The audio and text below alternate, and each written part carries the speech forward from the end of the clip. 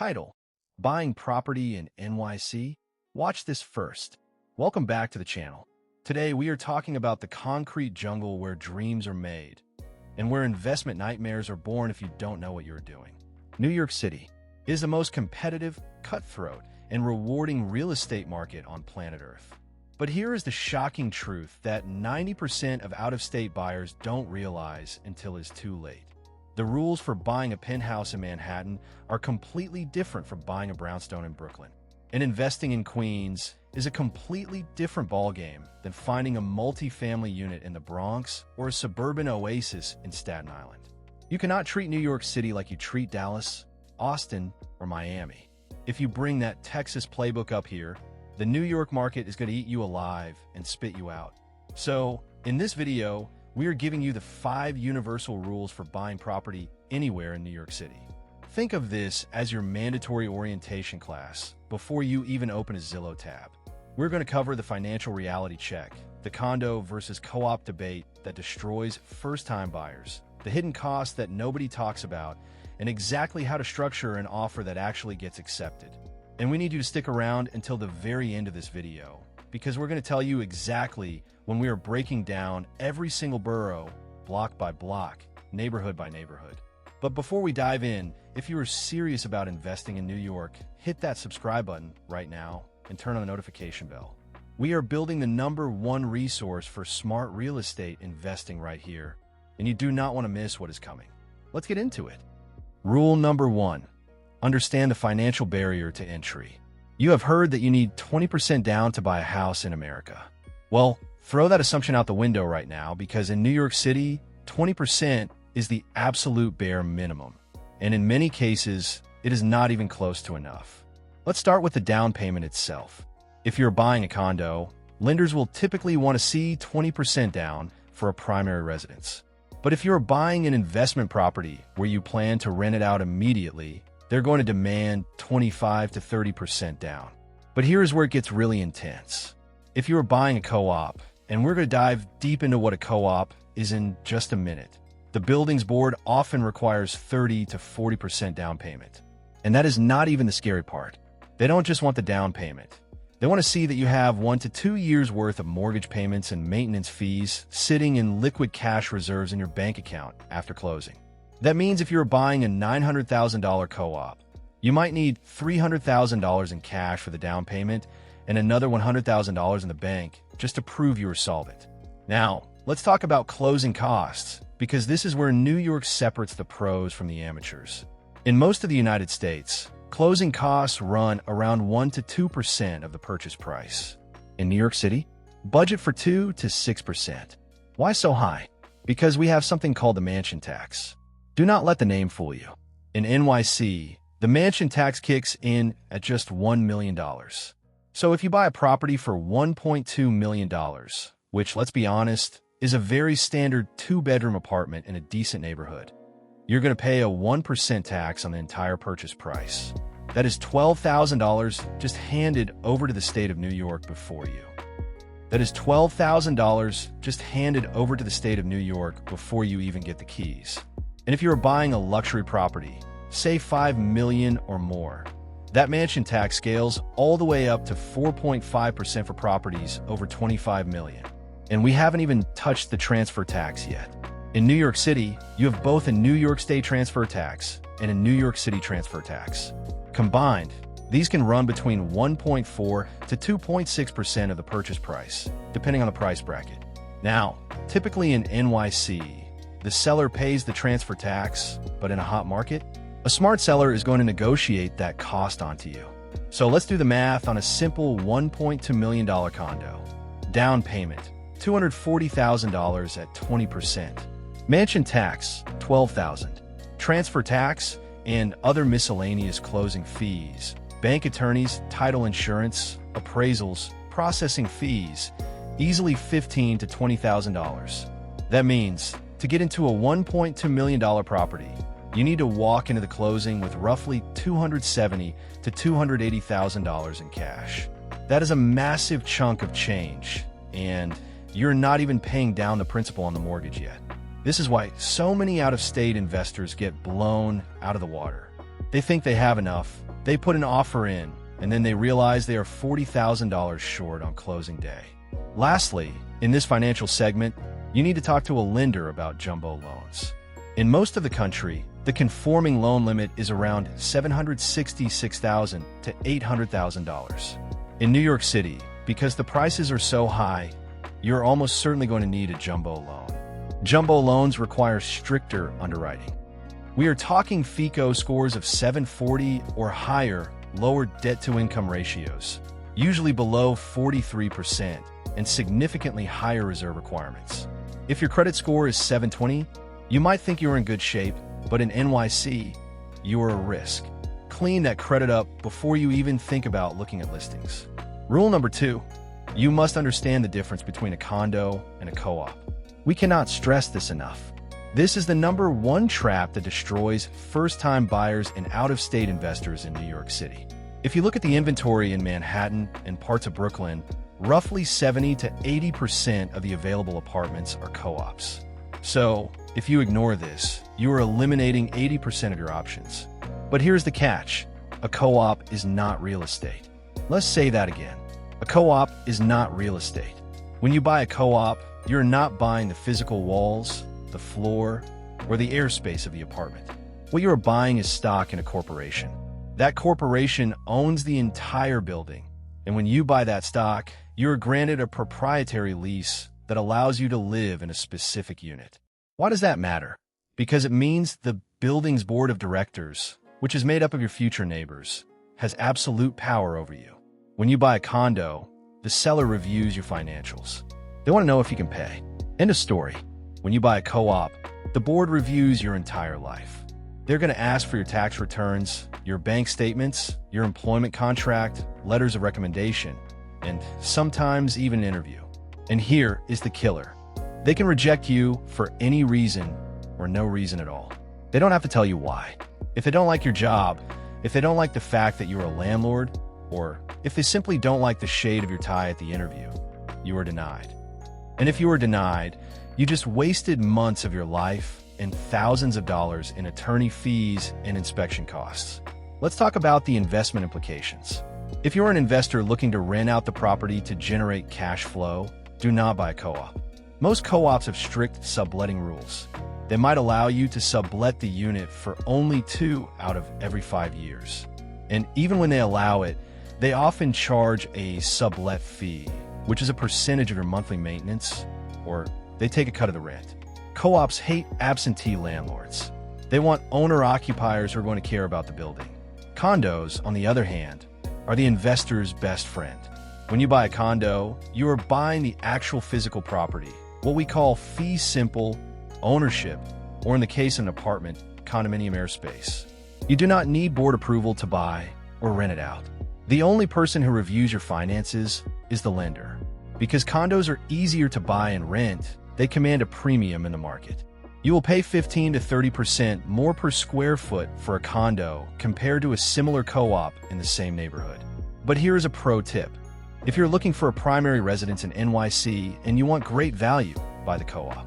You could get a massive, pre-war, beautifully detailed apartment on the Upper East Side for the same price as a shoebox condo in Midtown. Because the demand is lower due to the board restrictions, the prices are discounted. You just have to be willing to play the board game. Rule number 3, beware the special assessment. This is the hidden financial dagger of NYC real estate. In a single-family home in Texas or Florida, if the roof needs replacing, you call a roofer, you get a quote, and you write a check for $10,000. In NYC, if the roof needs replacing on a 20-story building, the cost is $500,000. Now, a well-managed building has a reserve fund that they slowly build up over the years to pay for these big capital improvements. But many buildings, especially older ones, do not have enough money in the reserve. When a major repair is needed, like a new boiler, a new elevator, or a facade restoration, the board issues a special assessment. That means the board votes to charge every owner a massive, one-time, lump sum fee. We have seen assessments for $20,000, $30,000, even $50,000 per unit. And you have to pay it, usually within 30 to 60 days, or they put a lien on your property. So, How do you protect yourself? You must hire a highly qualified real estate attorney who specializes in NYC, and you must request the building's financials and the minutes of the board meetings for the last 2 to 3 years. Here is what you're looking for. First, check the reserve fund. If the building is less than 10% of its annual operating budget in reserves, that is a red flag. Second, look at the board meeting minutes to see if they've been arguing about a leaky roof or an old boiler. If they have been arguing about it for 6 months, there's a huge chance they're going to issue an assessment right after you move in. Also, look at the monthly maintenance fees for co-ops or the common charges for condos. In NYC, these fees are significantly higher than HOA fees in the rest of the country. You're going to pay anywhere from $800 to $3,000 a month just for maintenance. This covers the doorman, the elevator, water, and trash. When you're running your numbers, do not just look at the mortgage. Add that maintenance fee to your monthly carrying cost. Let's do a real-world example. Imagine you find a $750,000 co-op. Great price, right? But the maintenance fee is $2,200 a month.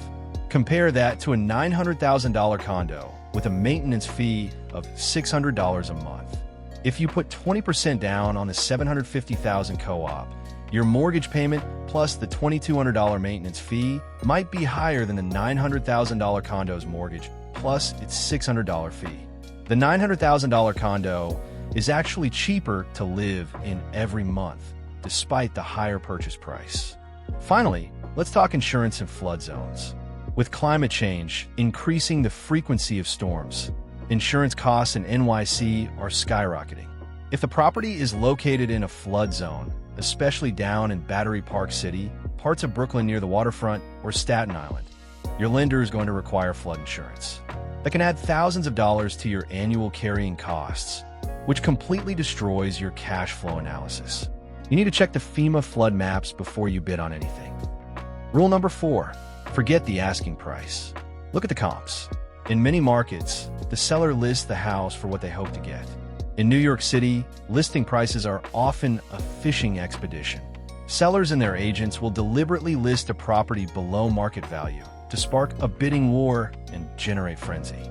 Conversely, they might list a property massively over market value just to test the waters and see if a wealthy international buyer bites. If you look at the asking price and write a check for exactly that, you're either going to drastically overpay or get your offer laughed at by the seller. Here is your weapon: price per square foot, or PPSF. You need to demand from your buyer's agent a detailed report of comparable sales from the last 6 months within a quarter-mile radius of the property you are looking at. Find out what the PPSF was for those sold properties. Adjust for amenities. If the building next door has a pool and a roof deck and yours doesn't, discount your PPSF. If yours has a brand new kitchen and the comp doesn't, add a little premium. Do not rely on the seller's agent to give you this data. They are working against you. You need a buyer's agent who is a shark at pulling data. Now let's talk about the offer process. In NYC, there's no such thing as a simple 3-day inspection contingency like you have in Texas. The due diligence period is longer, usually 30 to 60 days, because your attorney needs time to review the building's financials, the offering plan, and the title. When you write your offer, you need to include a mortgage contingency and an attorney review period. We strongly advise you to make your offer as clean as possible if you want to win. What does that mean? It means having your financing pre-approved. Not pre-qualified, pre-approved by a local NYC lender. Sellers have no respect for national lenders who don't understand the NYC co-op board process. You have a local lender, the seller knows that the lender is probably going to push the board approval through faster. And here is a psychological trick. In markets outside NYC, buyers often write love letters to the seller to appeal to their emotions. Do not do that in New York City. It is strictly business here. In a bidding war, cash is king, but the second best thing is a quick closing time. If you can offer to close in 30 days instead of 60 days, you might beat out an all-cash offer that wants to take 90 days. The borough tease and final call to action. All right, so that is the universal playbook for buying anywhere in NYC. We covered the money, we covered the condo versus co-op trap, we covered the hidden assessments, and we covered the offer strategy. You are now armed with the fundamental knowledge to enter the battlefield. But here is the reality, and we want to be totally honest with you. Knowing the universal rules is not enough. Manhattan high-rises are a completely different beast for Brooklyn brownstones. Investing in multifamily units in Queens requires a different landlord-tenant analysis than the suburban, single-family layouts you find in Staten Island. And the Bronx? The Bronx has some of the best cap rates in the entire city right now.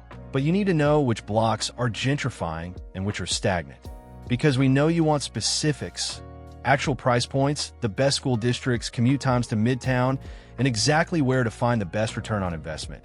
We are dedicating our next 5 videos to breaking down each borough one by one. We're going to start with the big one, Manhattan. We're going to tell you exactly where in Manhattan you can still find value and where you're going to get slaughtered by property taxes. Then, we're going to hit Brooklyn. Williamsburg, Dumbo, Park Slope. Are they overvalued? Where's the next frontier?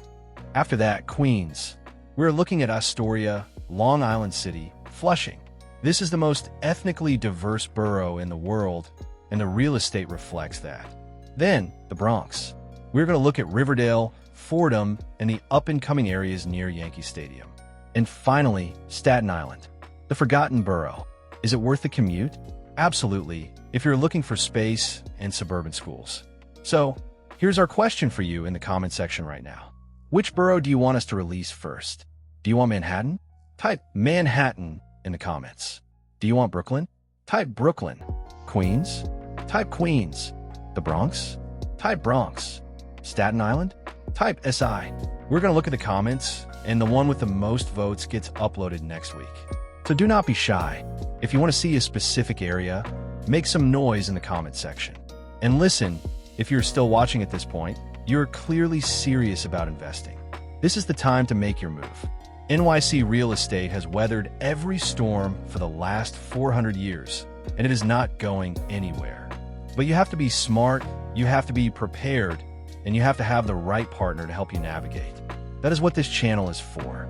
Home Armor USA is here to armor you with the knowledge you need to win, whether you're fortifying a house or building a portfolio.